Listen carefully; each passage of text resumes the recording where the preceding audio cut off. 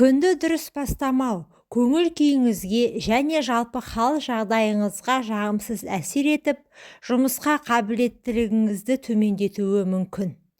Егер әрқашан өнімді болғыңыз келсе, қандай әрекеттерді әдетке айналдырмаған жөн?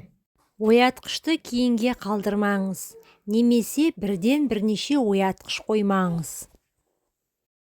Таңертең хал жағдайыңыз жақсы болуы үшін оятқыш дауысынан кейін бірден оянуды үйрену керек. Егер бірден оянбай, оятқышты кейінге, мысалы тағы 5 минутқа қалдыра берсеңіз, нәтижесінде ұйқылы күйде боласыз. Таңертең ояну оңай болуы үшін ұйқы гигиенасының ережелерін сақтау қажет. Ұйықтар алдында тамақ жемеу, төсекте ұялы телефон қарап жатпау, түнде теледидар қарамау. Екінші, оянған бойда қолға ұялы телефон алмаңыз.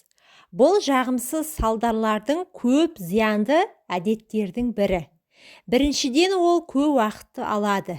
Әлеуметтік желілерді тексеру, хаттарды оқу, жаңалықтарды оқу бірнеше минутты алатындай көрінгенімен, оған біраз уақытыңыздың кеткенін байқамай қаласыз.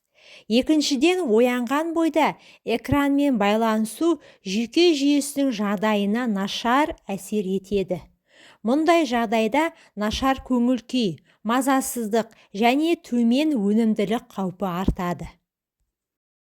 Үшінші, оянған бойда төсектен бірден тұрмаңыз. Енді көзіңізді ашқан кезде ағза толықтай оянып үлгермейді. Оған бір қалыптылық керек. Сергектік жағдайына ауысу асығыс болмауы керек.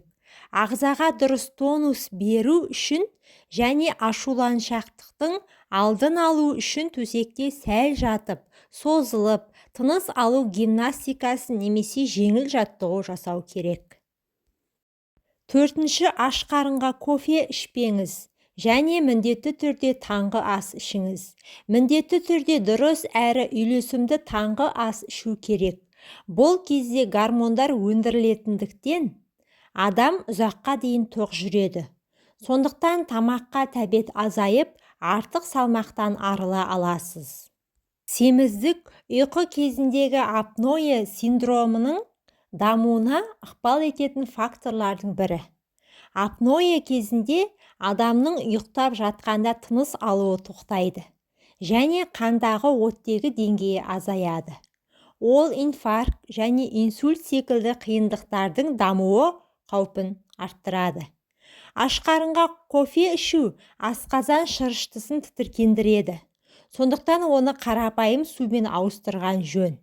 Кофені таңғы астан кейін ішкен дұрыс. Назарларыңызға рахмет, пайдаларыңызға жарасын. Менің каналыма тіркеліп, видеоға лайк басып кетуді ұмытпаңыздар.